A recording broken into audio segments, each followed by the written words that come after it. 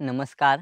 माझे नाव राहुल सोमनाथ मोहनकर, राहणार निषेध आणि माझे शिक्षण 12वी आर्ट्स पास झालेलं आहे आणि पास झालो तिथून नंतर मग पुढे आर्थिक परिस्थिती नसल्यामुळे मला काही शिकता आले नाही आणि नंतर घरीच बसून असो. मग नंतर कुठे काम भेटलं ते करायचं, ना कुठे इकडे शेतीचं काम असायचं, भात लावणी काय हेच असायचं.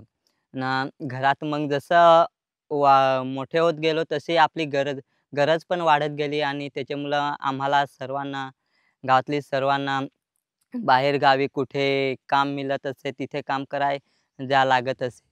आणि ते काम असं होतं की ₹200 मजुरी आणि अख्खा दिवस काम. याच्यात म्हणजे खूप मेहनत आणि त्रास पण खूप व्हायचा. तर असंच स्थलांतर होतं ते. नंतर एके दिवशी आमचे इथेच गावात केशवसृष्टी ग्रामविकास योजनेची काही माणसं आली आणि त्यांनी सांगितलं की तुम्हाला पाण्याची व्यवस्था करून देईल. म्हणजे गावातील तेवढ्यात म्हणजे त्याच्यावर लक्ष नव्हते देत. असं 2-3 शेतकरी जमत नाही. नंतर असे ते सर्व सांगायला लागले की काम केला, जवळ नदी आहे, तुम्हाला पाणी मिळेल शेतापर्यंत. तर सर्व शेतकरी पण उत्साहित झाले का आपल्याला पाणी भेटेल तर आपल्याला शेती करता येईल. तर नंतर आमच्याकडे काही दिवसात सोलर बसवला आणि ही पाईपलाईन पण आली सर्वांच्या शेतीपर्यंत आणि सर्वांना पाणी मिळाले.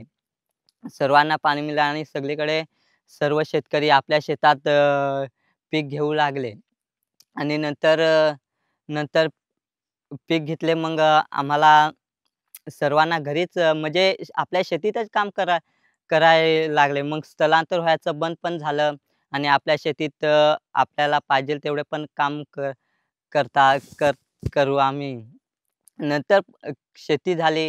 आम्हाला फायदा पण थोडाफार मिळायचा, पण मेहनत मेहनत आमची फुकट जायची.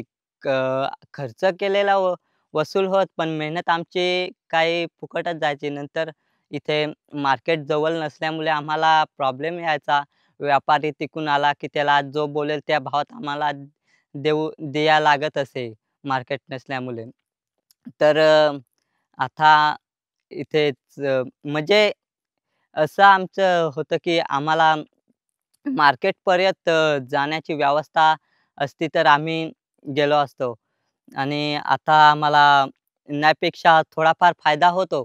म्हणजे एवढं मी मानतो की आम्हाला पाणी मिळालं, एवढं पाणी मिळालं तेच आमच्यासाठी भरपूर आहे. आम्ही पाणी नसतं तर आम्ही काहीच करू शकलो नाही. मग एवढं मी केशवसृष्टी ग्रामविकासचा एवढा आभार मानतो की तेही आम्हाला पाणी दिलं आम्ही आणि शेती इथे लावू शकलो आणि 2 पैसे आम्हाला भेटले पण. तर मी माझ्या मनापासून आणि सर्व खूप आभार मानतो की केशवसृष्टी ग्रामविकास योजनेने आमच्यासाठी एवढे केले. बस धन्यवाद.